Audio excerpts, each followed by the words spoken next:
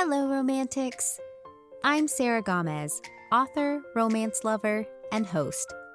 You're listening to Romancing the Story, a podcast centered around writing, reading, and story structure, all with a twist of romance.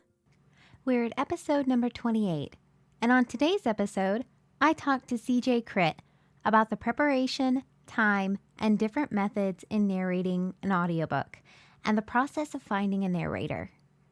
Whether you're an author looking to narrate an audiobook or find a narrator, or you're a narrator interested in getting into audiobooks, CJ has an abundance of knowledge from a long, fruitful career in long-form narration and voiceover. Our interview covers what goes on behind the mic to help bring your words to life.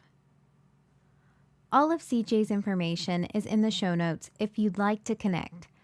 And the link to my YouTube channel is also in the show notes if you'd like to see our interview and CJ's home audio booth in the background, as well as walk through the breathing exercises a bit better with CJ as she demonstrates. With that said, let's jump right into the interview. That's already encouraging that either it's the timing, they're interested in your audiobook and narration. It's also an inexpensive way to dip your toe and see what it's like. So I think people can know that, they're going to learn a lot and it'll be fun and it will be pretty painless. Welcome, narrator, award-winning creative artist, and produced theater writer, cjcritt. Thank you. Hi, Sarah. Nice to be here today. And I know, CJ, we have kind of made an acquaintance through some of your workshops. Like I took some of the workshops about narration and voiceover.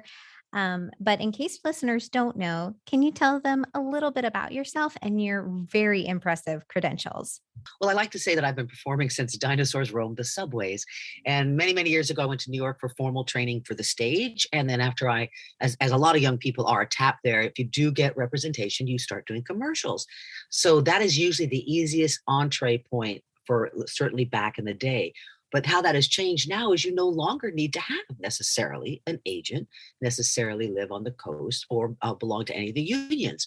If you have a great talent and perseverance, home studio, and your own personal editing skills, and you can couple that with certain ease with technology, you can start working. So it's very exciting how the gatekeepers of yesterday, they still exist, but their importance is much less. And they are much easier to circumvent for ambitious people with a good, step-by-step career path. So I was kind of old school, and I did those things where you lived in New York and you lived in, quote, a hellhole to save money, to be able to take classes, to be able to drop your icky day job at a second, and then, go on the road and do shows. And most people, wherever they landed up, if you came through like the New York theater or New York acting school experience, you worked on stage. So that's always sort of the backdrop for what I do as a kind of big over the top performer, but it also informs my audiobook work because I like to make a distinction between narrator neutral, that calm, omniscient, all-knowing voice you could listen to for hours and hours and not go completely nuts, and then to be able to animate that voice with a whole range of characters. The current school, I think, of thought is sort of in two classes. The voiced narration, old school people like me, when you're a little girl, you're a little girl. And when you're the crusty grandpa, you have different voices for each character. You fully inhabit them. You live their emotional life. You don't, do impressions, but I will tell, students and people I'm working with, if you can, channel a famous actor. If you can hear your own version of, John Wayne, Bruce Willis, someone for a female voice, like someone great, like Meryl Streep, who can do lots of different voices. So if you can hear a voice, or your drama teacher from school, or the Sunday school teacher, or your parents, if you can channel voices that are very close to you and own them, it can add a lovely extra dimension to your work. Not everybody can do that. And it's not necessary anymore. That's the neat thing now. Again, if your flavor is more, I'm very subtle, I just do very nuanced changes. When I'm a guy, I just talk a little differently than when I'm the female. But I don't do completely different voices.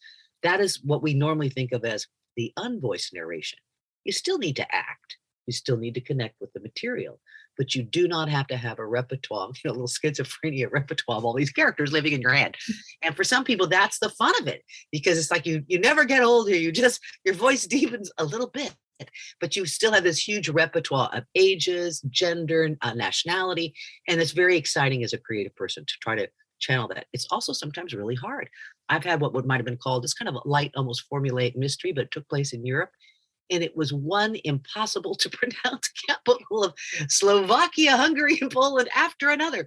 Everything would have 13 consonants and 2 vowels. So, I mean, you'd go to, there are many great resources online. Great if you can find a native speaker or someone at your library that can help you. But if you're trying to be accurate, these things can be added a lot of extra prep time and a lot of extra work to the project. So I had already been I'd had an extensive acting career by the time I started audiobooks in my late 30s. Again, many moons ago, I'd already done theater. I'd already done lots of commercials. I'd already done little touring and wanted to work in the city. So when you want to work in the city, you try to get the things that, pay you better than, say, your day job or your food service or something else might. And you start making, hey, that's my real career. So fortunately, like everything, it's who you know. And a friendly actor walked me down the street one day after a commercial audition. We both had a good commercial agent. We're laughing and talking about that. You don't really care about commercials. You're thrilled to get the job, but it's not like, oh, I really want to be the voice of Geico. Please. It's not like that, oh, I'd love to get that gig, but it's a different emotional connection. When you get to read the words of great authors, it's just like, your own Broadway solo show, because you're going to do 2 to 4 hours of solid quality performance each time you go in the booth. And for me, that requires quite a bit of preparation. So not everybody does it that way. And if you don't have to worry about keeping your characters consistent and really acting, maybe it takes a little less time. But almost no one wings it completely. You just almost always need to. And people be like, no, you mean you read it once? Then you read it again and took notes? And then just before you went to the studio, you read like 10 or 15 pages out loud to warm up? Yes, I did. And you've been doing it how long? Forever. And the reason I do that is so that when I go in the studio, it's fun and I can relax. And I still can have a bad day and make mistakes, but I'm way more prepared. And I'm way less likely to go, oh, I keep screwing up that line on 117. It's so, what a tongue twister, because I didn't prepare for it. So if I prepare for tricky things in advance and I learn how that one phrase of Yiddish is supposed to go, and I think, okay, am I going to sing the part of the song? Or am I just going to speak it? I'll send an email maybe to the author or the publisher. So you do your due diligence and you do your own research. In the good old days, sometimes the audiobook producer studio had someone on staff that did that. You turned in a list. They didn't read it along your shoulder and pat you on the head every time. How about this? Let's look it up. They wouldn't do that. But you would spend a long time, on maybe the second pass, making those notes by hand and then of course typing it. Back when I started, I think we just used a stylus and rock. But it's advanced since then, Sarah, just a little bit. So anyway, it's a lot of preparation. So for your authors who think, oh, I can read, it'll be a snap. If they've already been an actress or an actor, if they've already been a good public speaker, a good school teacher, a defense attorney, there are certain professions that prepare you to also read your book out loud. But it isn't for everyone, because you care about your writing and you want someone who's just as good at what they do, who cares about your writing, serving up those words like it's delicious food on a plate, and you're the boss. So that can be very appealing for people to have the input of like, oh, I listened to 10 really good voices, but I really like these 2 people. And then I asked them to read an excerpt from my book. And I could just hear her, and on the podcast, coming out of the bookstore, doing the live audience, meeting people. So you just, hopefully you'll find that dream voice. And you might be it. The writer might be it. It has worked for some people beautifully, but it often can cloud the good writing, because then maybe if you're not so great at it or you're not comfortable doing it, it's stilted. You kind of undermine your own good work, and you might put the focus not so much on, gee, those are wonderful characters. I could live with that. When's the sequel coming out, or how's that franchise going? Just like, whew, we got through it with the author.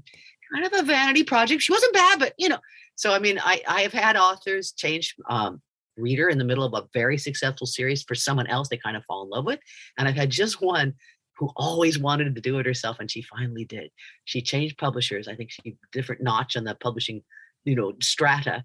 But one of the conditions was, I get to record my own books. And I said, okay. And at least the first one, before the publicist scrubbed it, was very validating to see these things online that someone said, look, check out this link. Because I don't really look for this stuff. And I looked and it was like, what happened to the other narrator? She used to be fun and sassy and sexy. This was like a grumpy old lady. It was like, okay. And then did CJCritt die? What happened? So, anyway, it just makes you laugh because sometimes it's not a good idea. And then other people, another author who took kind of over her reading franchise, and people like her. And I think is preferred by many, Barbara Kingsolver. So she's written several lovely literary gems, and I've done several books for her, and I love doing them many moons ago. And then she started maybe with the Boxwood Bible. Anyway, some notable literary, nice pieces of writing, but now she, I think, is her own narrator. So for some people, they make the transition beautifully, and their voice is so authentic that the fans love them. So yay, when it works out. Once I started doing audiobooks, I did most of them, the first couple hundred, no, not first couple, maybe the first 125, 150 in New York City, and then would go back and forth from Dallas, where I live, to New York, where I had my little apartment for many years, back and forth. And then eventually they kicked me out of my apartment because they realized that I had a Dallas address and had paid taxes here and gotten some mail here. It didn't look good. I had what they called a rent stabilized apartment. I loved it, but you couldn't stay indefinitely if you didn't jump through certain hoops and do certain things. So I was not in total compliance, as my lawyer kindly told me, to the tune of many thousands of dollars. I tried to become compliant, but it was too late, too much too late. So I'd had a really great deal of living in this tiny hellhole in New York City, in Chelsea, which is all gone now. The whole building's gone. The buildings next to it are gone. They really wanted to tear it all down and make some behemoth, huge complex, and that's fine. Sadly, progress. But really, when I moved in, there was a cobblestone street. It was a walk up. There was a bathtub in the kitchen. It was like from the 1890s with very little updates. So our stove looked like it came off the set of the 1950s Honeymooners. It was pale green and another shade of green, and gas, and you just hope you didn't blow up. And a couple of times the building was full of gas, and I called the fire department to save the building. And that was not enough to be able to keep me there. It's like, hey, wait a minute, I'm the one that called the fire department. Sorry, lady, if it had blown up, we'd have gotten the insurance money. So, very cool. Very cool. But the great thing about living there in kind of an edgy place is that you hear all the rhythms in the street, and you ride a subway or you're at a street corner, and there's a Greek voice, and there are Chinese voices, and there's somebody from Brooklyn. And so that is a really wonderful thing for a voice actor, just to listen to this universe of voices and try to be anonymous and soak them up. So that's really great fun. Did that for years in New York. And then I've also lived here in Dallas for quite some time, and have a little house in Oak Cliff. And right behind me is a Pro Tools and a Rode mic and kind of semi soundproofing, and a little special Auralux kind of egg crate like foam, really nice stuff. And I've done a bunch of full length romance novels here. I call Cactus Erotica, always kind of the same formulaic story. And more recently, I've done children and picture books, which I love because they're very beautifully written and elegant illustrations. And there's no trying to, make out with yourself in a small enclosed space, parts, which is, fun for the listener. It was excruciating to do. So that kind of brings us up to today. I am still teaching. It's great fun. I was a staff writer at Disney Radio and also taught in-house there kind of how to create your character on air, on the radio. And also we wrote a zillion scripts and all that other kind of fun stuff. When that station closed, they closed actually the whole studio here in North Dallas down about 7-8 years ago, I started pivoting into teaching. And so I've taught for DAMPA, Dallas Academy of Music and Performing Arts. DAMPA, it sounds like something moist you find in the shower. But at any rate, it was a very nice academy for mostly younger people. And my strength would be older teens and adults, and people who might actually really be sort of serious about this and really want to work, because I feel like they can grow the most. And other people who are having fun and dabbling, great. If they're willing to come out and play, love to have them too. So since my DAMPA days, I've been coaching one-on-one privately, and then also for the Lupo, I think it's 1190 Lupo or 1130 Lupo, which was formerly Stage Dallas, and then a very nice theater group called Stage West in Fort Worth. And all through the pandemic, we've been Zoom teaching, which has been perfect for one-on-one voice and small group of voice classes. I don't want to teach a class with 20 people. No one's going to get any attention. It's not fair. So I like to work 6 to 8 people. That's my happy max. 4 is a little like Okay, you're going again and again. Okay. So it's nice to have more people because you learn from each other. And some people are obviously really strong and ready to work, and others less so. But we all learn from each other. And it's great to encourage the people who were shy on minute 5, but by minute 55, they're doing it. So I like to help people feel safe and have fun and laugh and realize that, though I always tell people it's show business and not show friends, we still need to have fun. We still needs to be fun.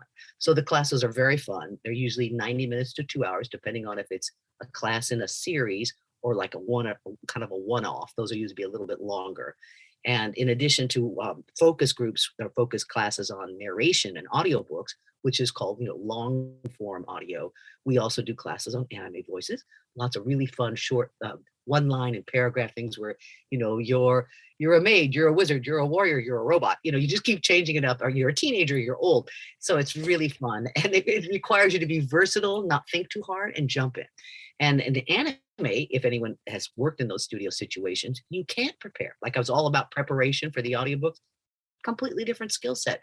Try to read verbatim, try not to freak out because it's right in front of you. And then there's the Japanese image on one side. So people are going, Tanaka, let's go now, Tanaka. So you have to try to match, the American with their English with the flat lip. So it's very fun and challenging, a little like rubbing your tummy and patting your head. There are realistic stories, but lots of fantasy, lots of sci-fi, lots of mythical worlds.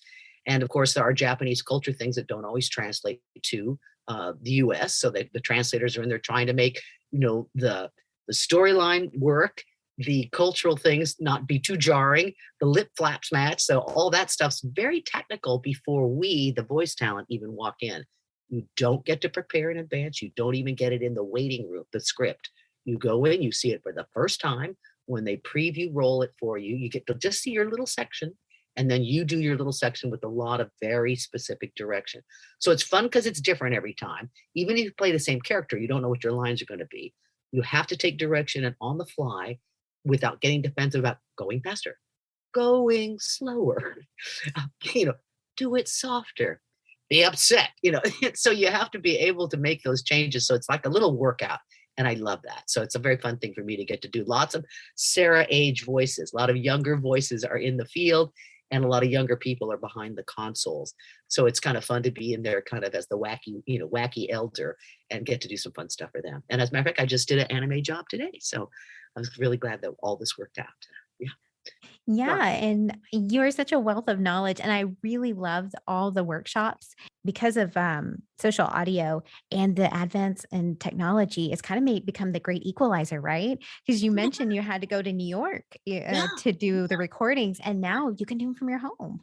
That's right. You could do this from your home. I know a few far more successful voice actors than me because I've always had this diffuse, I'd write the musical theater, I get on stage, I'd love to do the voice work. So, have lips will travel. But I know some voice specialists, they have great portable equipment.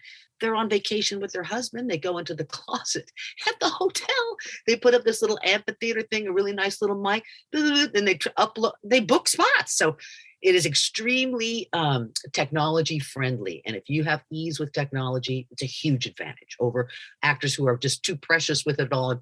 And there was a time, Sierra, hard to believe, but we were not allowed to touch the microphone. Lady, just back up. Oh, I got a guy for that. So it's okay. So you were, if you were a timid person around, if I touch, what I did, I broke it. So if you're that kind of person, it was kind of okay. You weren't expected to do anything, but have a great voice, read well, don't screw up too much, and then get there on time and leave. So, it was very easy. So now that you have to, do on your own research, have your own equipment, maintain it properly, know how to edit, get the dog to be quiet, all of that stuff's going on. And it really is blah, blah, blah. So, those who can, yay. I'm so excited for, my students are out there, hitting it and doing all these creative things because it's I'm still better if I could just do one thing at a time. But when I put a show on, I have to wear a lot of hats because I think if you are involved in voice, having another creative hat that you're passionate about, I think it informs your work in a good way. And then when little poopy things happen and disappointments happen, they're not as crushing, and you jump into the next thing, and then one thing kind of feeds the other. By writing, I create voices and characters and ideas for other people to bring to life, and sometimes they surprise you with the most wonderful, hilarious inventions. Wow. And I thought I was inventing. No, they just surprise you. So that is always, that's a great, joyful thing for me. Listening back to myself, I can do it. It's sort of like taking medicine. I don't enjoy it. Hearing my music or the jokes and the thing play out with other people doing it and the audience enjoying it, it's just golden. So that gives me, a great amount of pleasure. When I am the voice of the author, like in a live show, and everyone's super enjoying words I've already read and recorded once before, that is very pleasurable, because then I'm less focused on, did I do a good job, or they like it? That's the feedback. It lets you know right away that this is a success. So you have to kind of find those joy spots, I think, as a performer, whether it's in recording or sharing it with others or letting people know you finished something. Or teaching and having a real successful class environment. I know Sarah has some creative partners that she's doing these really great projects with. We do need a creative community that kicks our behind and encourages us and is there mostly to lift up. Occasionally you want helpful criticism, but mostly we want them to lift us up, because usually we will beat ourselves up and the world does enough of that. So our friends, not so much. Don't leave. If anyone's listening, go, well, I really value so-and-so's idea because they pull no punches. Maybe because they're bitter, or maybe because they know so much, but they don't do it. So seek wise counsel from people that will tell you the truth. And you absolutely want to know, am I wasting my time? Am I stupid to spend the money? But mostly go for the people who say yes, who are in your corner, who believe in you, because they'll help you find solutions rather than just identify everything you did wrong. There's always plenty we did wrong. And so, there's a certain amount of technical expertise, like you want to be critical so you don't turn in sloppy work. That's different from being so critical, harsh, and paralyzed by perfection. So if you are paralyzed by, this is the PPP, the paralyzing pursuit of perfection, it won't help you, right? So sometimes you just got to do your best, screw up, take your notes, have your licks, have a cocktail and recover, because without failure and less than, we don't grow. So if you hate that, it just makes you upset, I'm saying it, take classes. So to have a safe place to stretch, grow, be poopy, stretch, grow, you got it, right? It is not like gymnastics where those girls can break their neck. You will not break your neck at the microphone. It will not happen. But you can have, little risks and challenges. And then that exciting sense, like, oh, I did 3 voices. I didn't even know I had those. Oh my God, that's like a friend from camp. And I think that's the guy at the 7-Eleven. I mean, you just don't even know where this repertoire that lives in you could be tapped. And it's exciting when you get to do that, because it's another layer of nuance you can bring for audiobooks that you can bring to the world of the universe of these characters. So that's always great fun. I don't think you have, like Jim Dale, brilliant master of the Harry Potter stuff. I mean, you have like 30, 50, 100 voices. You don't have to have that many. But let's say you have 5 to 10 really good, unique voices for the, your main cast of characters for an audiobook. And they can be subtle differences, but you could always hear them and identify them, both by the writing that informs you and the mental, emotional choice that you connect to them.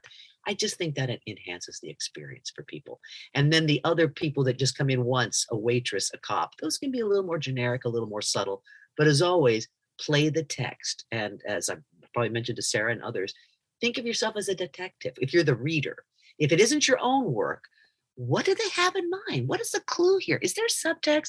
Are they saying this, but they really mean something completely different? Make choices. If you make choices, it's going to be a much better read. Even if sometimes I have barked up the wrong tree before. So, oh my God, this guy's the boyfriend. Oh, I've been playing him. He's kind of a snarky jerk. And then you have to kind of suddenly change. But that doesn't only happen once or twice in, 20 years. So most of the time you nail it. Most of the time you get it. You had some great input, and I always learn something every time I go to your workshops. So I love going, because I feel like I do learn something new every time. Like you said, you're always learning and growing, I think, as a narrator, as a voice actor. Yes. And I also do, as I've kind of told you about, I've produced several audiobooks, about a dozen. And I often get the same questions from authors. And you kind of touched upon it a little bit, of when should I narrate my own book versus maybe when I should find a narrator, because that's something I often get of, like, but I kind of I want to do it because I know what they sound like in my head. But then I often ask them, well, have you practiced? Have you kind of seen if it translates as what you think it will. Mhm. And have they? I mean, can they say, yes, I have, or let me send you some samples? Do they ever do that? They some have sent me samples, and I was like, oh, absolutely, I think you can absolutely do this. And they have no qualms about, like you said, kind of learning and growing, because they're like, okay, yeah, I don't like the sound of my voice. And it took me a while too, right, to get accustomed to the sound of your voice a lot Right, of times when you're first starting out. But then they eventually get to a more comfortable place. And like right. you said, they did have some experience with like theater work, Mm. or they did a little like a little performance pieces, maybe in college or in high school. So they took that with them, and they were able to really utilize that as a Yes. voice acting tool. And builds on a level of confidence that if someone has Mhm. done no performing and they do not speak at church and they do, it's, I'm not saying they couldn't do it, but it's a bigger leap. And they could have one of those gifts that no one's ever, my God, you have a wonderful voice. But like, that's always like a touchstone. If people have, whoever these authors, have people been telling you forever that they love your voice, or would you read to them, or would you do the phone? If you hear that, that is like the universe saying, like, oh, that's a yummy voice. Oh, I could listen to you read forever. And I do hear from people who somebody's telling them that, and I don't really hear wonderfulness in their voice, but they must have some warm down home quality. And then I think, well, let me listen again. Let's see what you do with material. So it is both the, kind of the God-given genetic, how did your mom and dad talk? Some of those things are a little bit innate. You can't change it completely.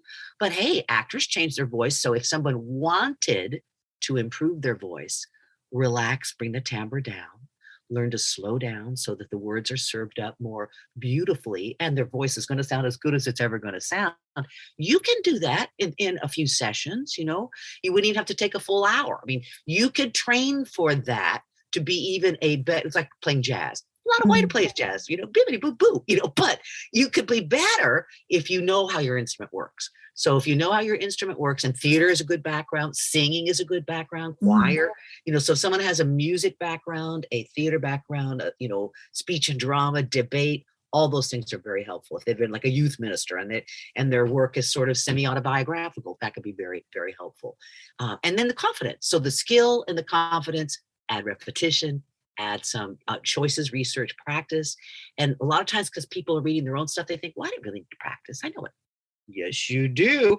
I've done a lot of solo shows where I wrote the whole hour and a half and I had to memorize it. And I had to, well, usually it was never more than an hour because can't memorize more than that. But still, I would have to write it and memorize it. If I didn't keep practicing it out loud, I would never have been able to memorize it.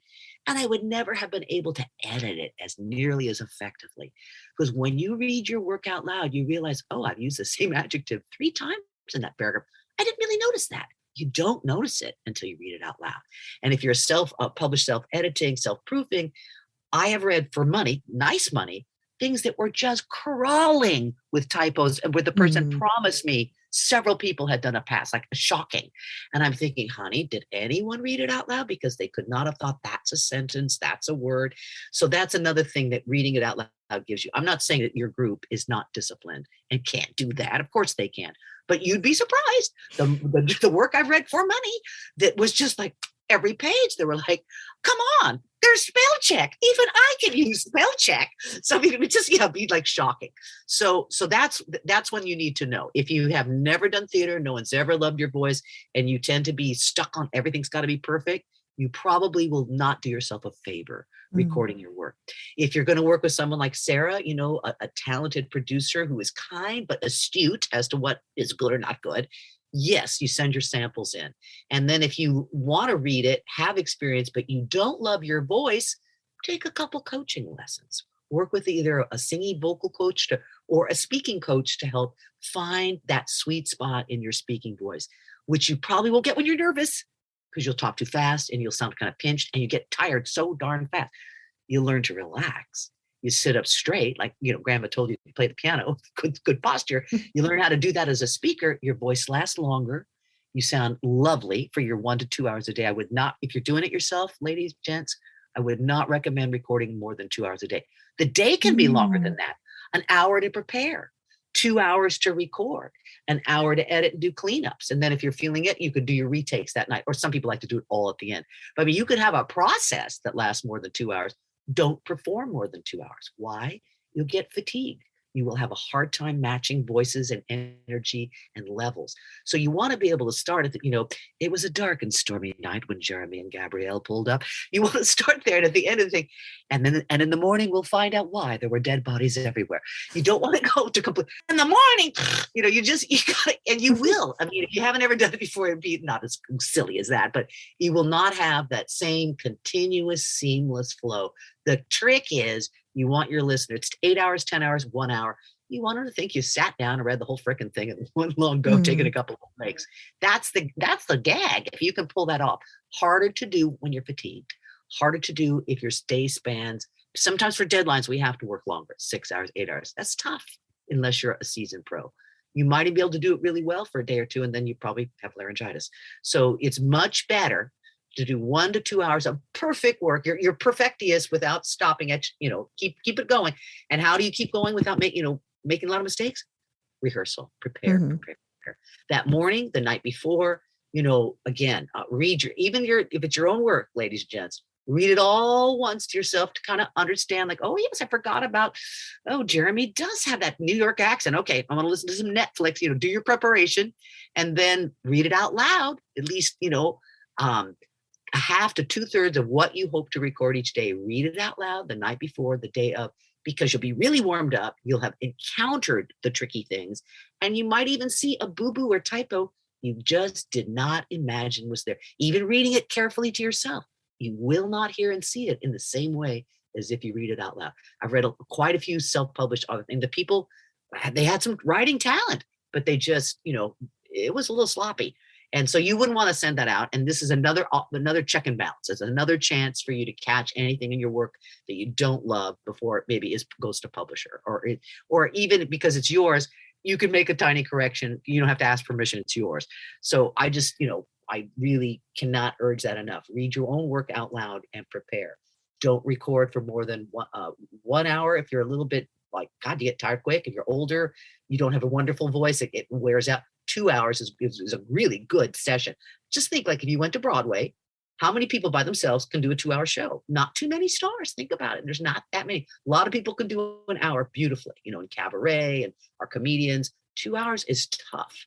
So you want to be giving high quality energy and work for those 2 hours. And after that, you want to take a break.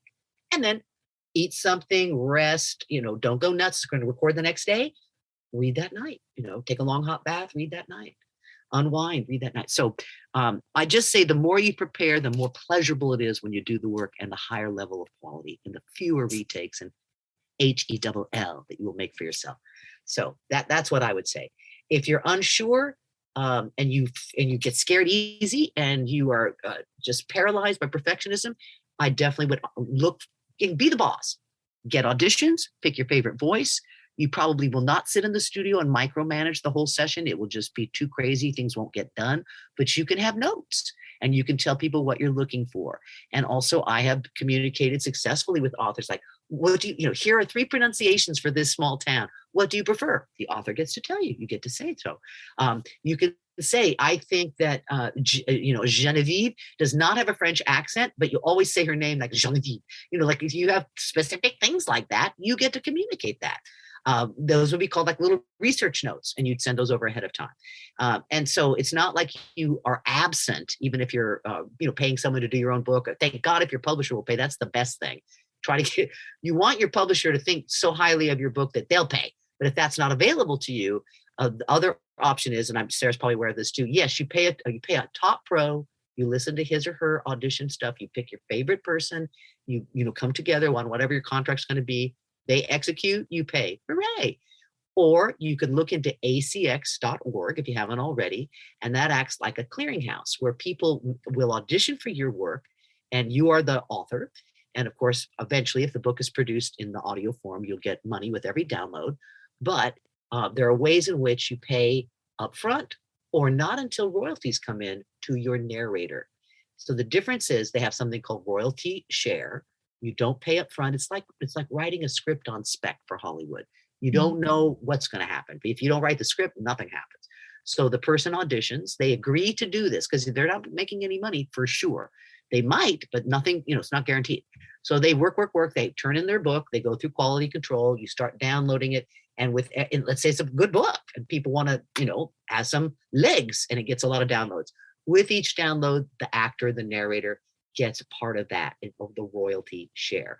And there are tiered versions of that where you can pay someone a little bit of money per hour and half of their royalty share. So they get a guarantee of something.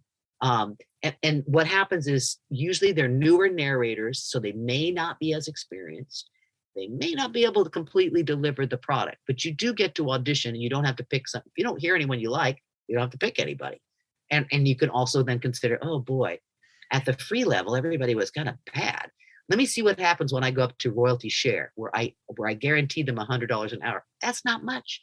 An 8-hour book, $800 for, I can guarantee you if it takes 8 hours to listen to, it took 24 to 32 hours to do.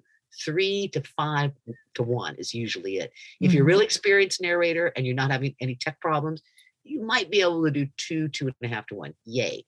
3 to 1 would be average. And then it goes to 4 and 5 for inexperienced people because they make mistakes and things don't quite work and they can't get it to match. It's not easy until you know what you're doing. So that's where if you do the royalty share, you take a little bit of a chance that you will not get the creme de la creme narrators, but sometimes you do.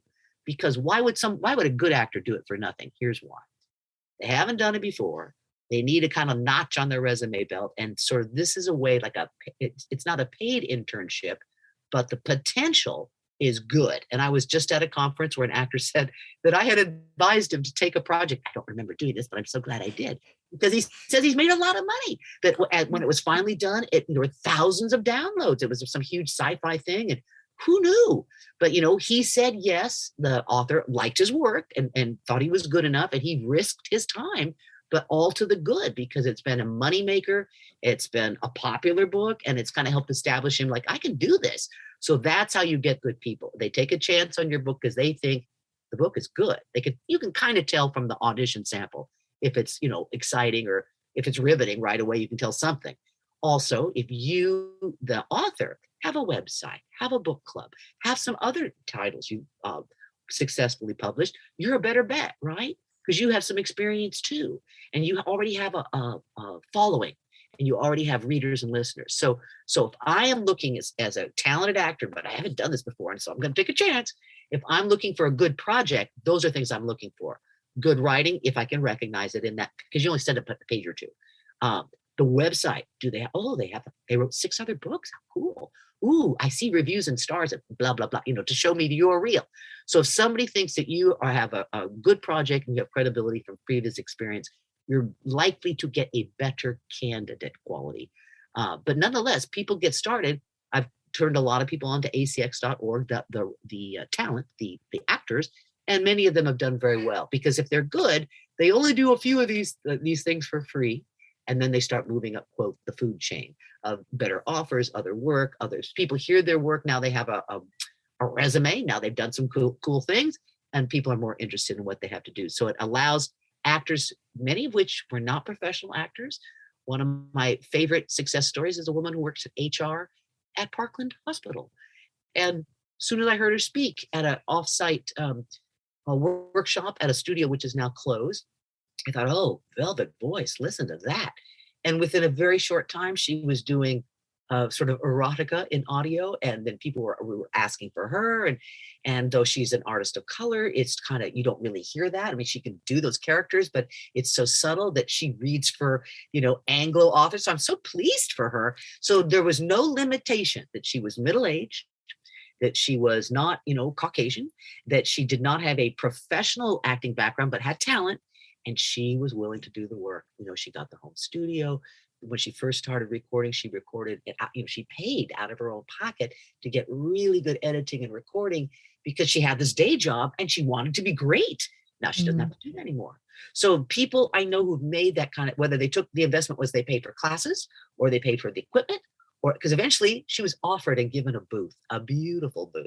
So, but people who invest in themselves, and the girl that I said that works out of the hotel and she could get bookings while she's on vacation, she has spent, to her credit, a small fortune on demo. She can do her own demos now, but she would go to these demo houses and spend a small fortune, but they'd be good ones. And she get video games, and she got anime. And so anime doesn't pay so well, but it's exciting. Video games can pay well. And if you work all the time, it all pays, it all adds up in a beautiful way. So that girl, she invested in her marketing tools a lot. It's really paid off. And the other friend invested in classes and high production quality, and it's paying off. So I'm so excited for them, because they'll go to, like you, conferences, they'll network, they'll meet people, and that's how you guarantee the next opportunity comes to you in an effortless way.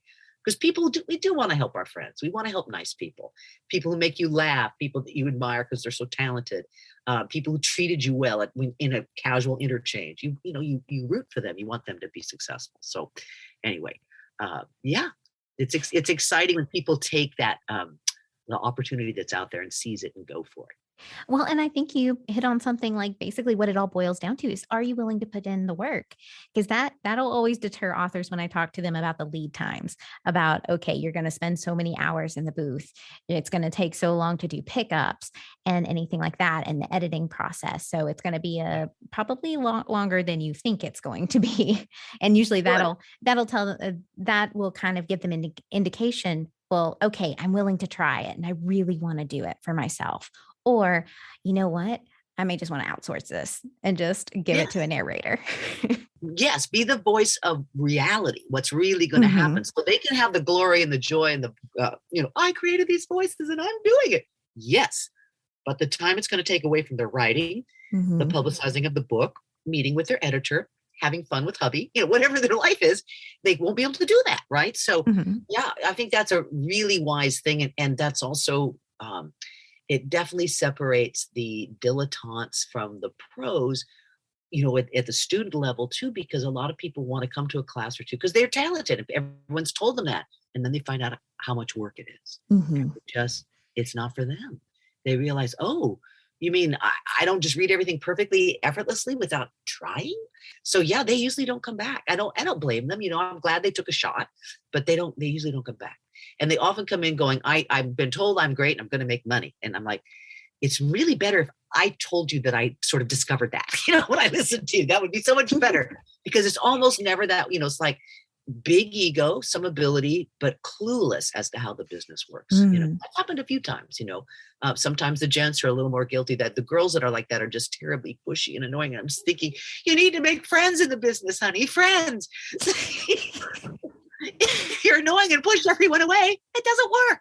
So anyway, but again, these are, it's fun. These are the war stories. It's fun to, kvetch. They're the rare instance. And I've had mostly, we're not expensive. We're not tied to a studio where they're like, teachers, get out there and beat those kids for some fees.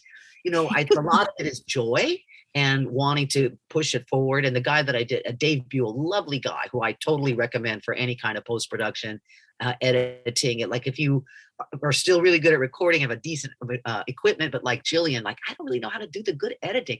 He would go with filters and take the breaths out and make it all perfect. And I still reach out to him to do some editing for me if it's like an audition reel or something where I just got to sound, I have to trick them to think I can do all this. Here, you fix, so it's totally worth it to me.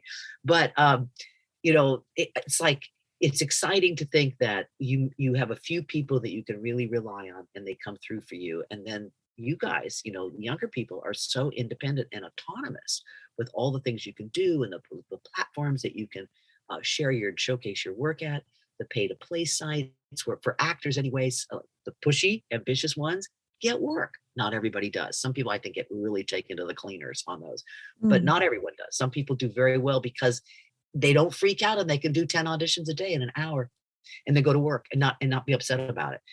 I personally, I would sweat it. I could probably do a couple of, because I'd be trying to make it all perfect.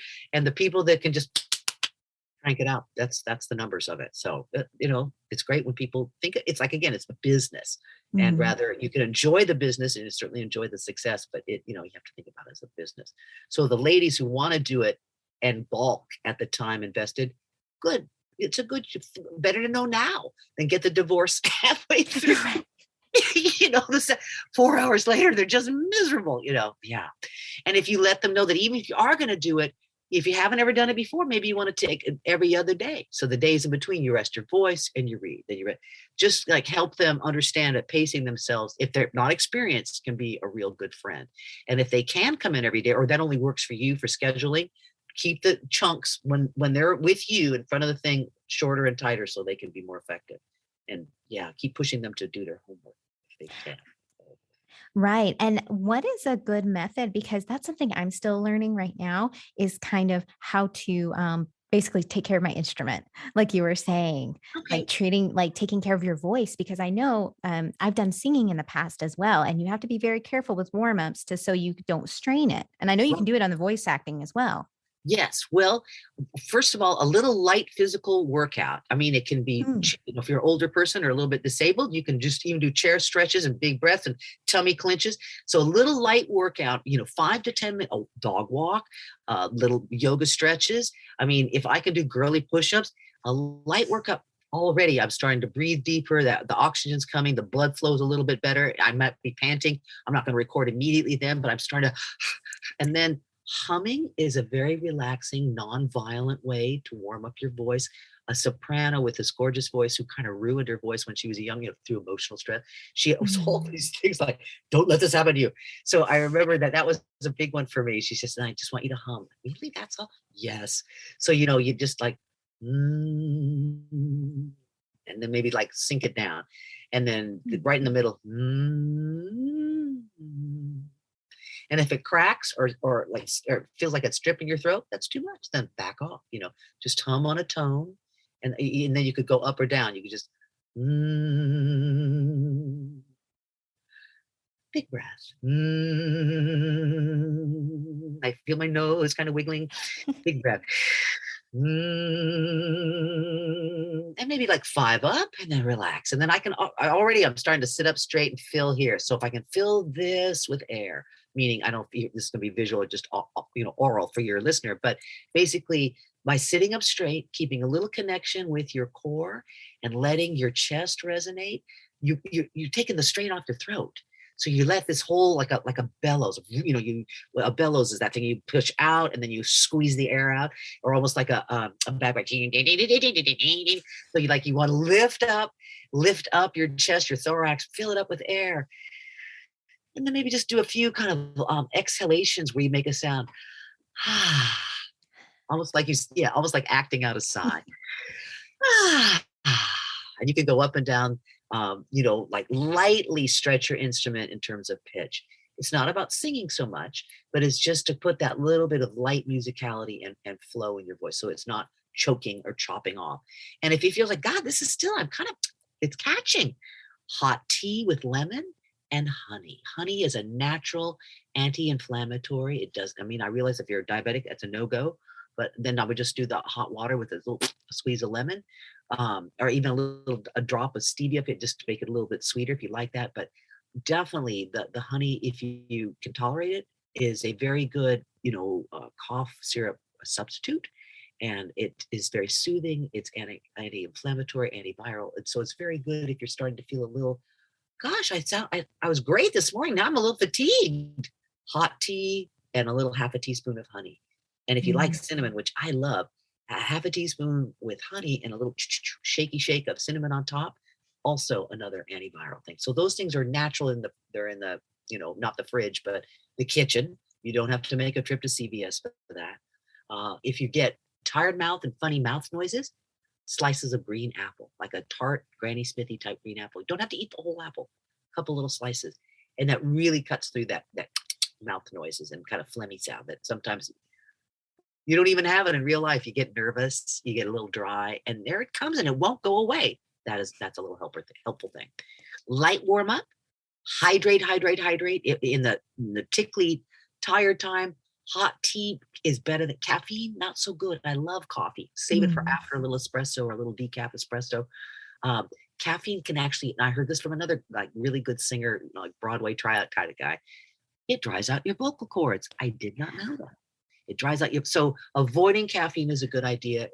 A little herb tea is great. Little bit of black tea has much less caffeine. Like in the morning, you could do black tea and then record late morning, give it a little break in there. But too much caffeine right before will most likely irritate and dry out your cords. Not a good idea. Save it for treats for later. And then water. Seltzer if you don't burp too much. It does make me burp, but I love it. So, and then definitely hot tea or hot water, herbal or light kind of diluted black tea with honey and lemon if you're allowed honey. Really good. And then when I'm recording, like, I'm doing a project this week, I'll drink 3 to 5 cups of tea a day, which I don't normally do. So, and green tea, it's just a really good, booster, antioxidant. It's a good one. And normal green tea to me tastes like something you'd find on the shower curtain, just like, So like you may need to add like peach or the hibiscus or the steam, jazz it up. Mm-hmm. But if you find a green tea that's flavorful that you like, that is great stuff. Even if you're like, next week I'm recording and I'm in training this week. I'm reading the whole book ahead of time and I'm practicing out loud to my book club. All great ideas, by the way. You're going to read your own book, have a dinner party. The price of dinner is you'll have to listen for half an hour and I'm going to read it. Because if you get over your nerves and you read to small groups of people, then it'll be easy in the studio. It'll be this intimate friend, your microphone buddy. And that will help you too. So yeah. And the last thing for ladies who want to do it themselves, if you've never done it before, consider hiring someone in a studio who has at least recorded these before. Mm-hmm. Get a producer.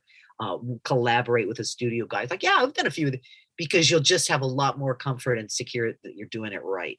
Otherwise, you could do a good recording and the level's all wrong. You got to pay to have the whole thing, levelized or whatever they do. So it's just, that's where experience will keep you from having a professional project. And even if you were good, there's certain specs that are Audible friendly, that are ACX compatible. You would want to record with that from the get-go. Why have to do it twice, right? So those are things worth checking out. And if you're working with a pro, he or she, with the studio person, should know that and use before you would pay them or have a little contract. Okay, you're going to record me. It's going to be so much an hour. I need to know that this will be compatible with Audible or ACX. And that would be a reasonable thing to ask if you're paying someone, because there are 800 numbers and tutorials, YouTube, and all that stuff is free. That information is free, but does take time and experience if you haven't done it before. Again, as an old school actor, typically I would say at this point, an author would contact me directly or an audio publisher, and I would still quite likely, be in a situation where I'd either record my own and upload raw audio or go and collaborate with a director, producer in a studio. That happens less and less for audiobook. This certainly happens in anime, video game, commercials, other kinds of voice recording. But yes, for ladies who want to do it and have never done it before, get a little coaching to make sure your voice sounds great. Practice out loud for your friends and family and fans and book club type people. And if you've never done it, hire carefully your studio so that, or if you've got home studio because your son is a musician, great. But carefully know how it's put together so you don't, break your heart by putting hours and hours into it and find out that simply will not be professionally compatible with the broadcast expectations. So, and that stuff can all be handled. It's not, I can't do it because of that. Yes, you can, but do it ahead of time. Figure that out ahead of time. You want to go in with the right setting. And sometimes that's just maybe a half-hour consultation or hour consultation with the pro over Skype or FaceTime. They set it all up for you. They tell the studio guy or you, this is the setting it needs to be. This is the sound level. You figure that out and then you're done. You don't have to keep hiring them. You got the settings properly applied by a professional and now you're ready to record. And so that's a lot of what I've done is I'll hire someone at the beginning to get it all set up for me. Show me what I need to do. And don't show me anything else because I won't be able to remember. So I'll learn just what I need to do. And I have good equipment. And then therefore I do my part. And then it's like part of the machine. I hand it off usually at the end for someone else to do the next step. But when you said producer, today people expect the talent to do everything but the writing, to be the voice, to produce it themselves, to make it compliant with acx.org. A lot more skill sets are required to be a success. So, yeah. Right. And that's what I do on my end. I usually help them outsource the talent if that's what they want to do. And then I'll edit it and then get it all ACX compliant. And then, we'll upload from there. Exactly. Yeah. And I love that you've mentioned kind of maybe going to someone for like a little bit of help if you need to, because a lot of times that's where I found out where to start, is sometimes Yes. asking someone else. And I actually had an audio guy once tell me when I was kind of narrating and sent him some of my pieces to kind of look over and kind of edit and kind of show me how to do. He actually called out something I was very happy he did, because I didn't realize that. He said there was some cussing in the book, and he said, you seem to have a hang up on this one word. Like, you can tell you're uncomfortable with the word. And I was like, oh, okay. Well, and I didn't want that to translate. The character wasn't uncomfortable with the word. Right. So it was just very eye-opening to me Yes. to kind of see what other people hear in my Yes. voice. And sometimes, like, we are unaware, we kind of betray, like, oh, I really am uncomfortable saying that, or I really don't approve of people that use that Right. cussing. And you're thinking, I'm not consciously thinking that, but it still comes through, it comes on a Mhm. wavelength of the experienced listener. So it's great to have another set of ears for that. Sometimes you will have done a really great job at one line reading, will throw it out. And it's like, oh, the person quit listening, or I've just now demonstrated I'm not the right person for this job. So it's wonderful to have someone else say, it was all great, but there's one thing I'd retake that. You hear that? Mhm. Yeah, I would do that one over. And we can't always hear that with ourselves. I mean, some people hear everything that's wrong and it wasn't even wrong, but I think I'm more the other way. I think it's all wonderful. And they're like, oh yeah, that's bad. Let's fix that. So I'm like slow to come to the party to realize, no, that's no good. So yes, well, that's so cute that they were able to help you recognize that. Yes. And that was amazing. And CJ, you have given so much great advice and a great place to start for a lot of people who want to start narration or do their own audiobooks or even outsource their Yeah. narration to other narrators. Yeah. So, where can listeners find you for coaching or your workshops, and how can they Oh. connect with you? Well, I would be delighted to hear from people. And I'm simple as my name is cjcritt, C like Carol, J for Jane, C like Carol, R like Richard, I India, T Tom, T Tom. So cjcritt. It's all one word, lowercase is fine, at Mac, short for Macintosh, MAC.com. And I'd be delighted to hear from you. I'm about ready to launch at the end of the month a new reboot on my website. There is a cjcritt.com online. It's terribly out of date, but there's a fun list of like audiobooks I've done and some reviews, and there's some samples and whatnot. But like I say, wait for the new and improved is coming. And I'm excited about that because the last time the software changes, like you, Sarah, it's like, well, wait a minute. I don't know how to do updates anymore. Crap. So it's I finally had to get an outside designer, but we're very excited about putting it all together. So yes, be delighted to hear from anyone. I've got some classes coming up in September at Lupo. I have a class next week at Stage West. It may be sold out, but there may be 2 spots left. I think there's 6 signed up. I usually try like no more than 8 guys because I want everyone to get attention. And then people do contact me for one-on-one. They'll say, I'd love to take a class, but I have a specific project now and I need help now just with this. And so one-on-one gives you all my attention. You don't take other classes that maybe are not, the focus of what you're looking for, or you don't have time for. And you would then be able to prepare for that presentation, that first chapter, maybe get an assessment, read from me, like, what do you think? Do I sound like I can do these characters? So you don't have to like sign up for a package. You can just go 1 or 2 times and go, that answered that question, or dang, I'm ready to do it. So yes, for people that have unanswered questions, let me know via email. I'd love to, hear from you. And there may be a way that I can help serve you on your writing and audio journey. It'd be a real delight. Thank you. Thanks so much to CJ for joining the podcast. As I briefly mentioned in the interview, I have produced a dozen audiobooks, and I'm working on narrating several others.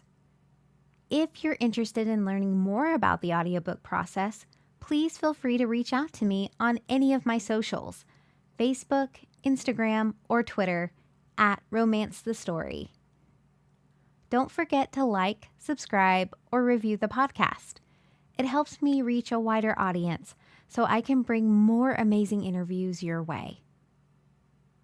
Finally, if you're interested in any of CJ's narration or voiceover lessons, check the show notes for links to our upcoming online classes in September. I've attended several, and I take away something new every time. As always, be safe, stay well, and keep writing. Bye!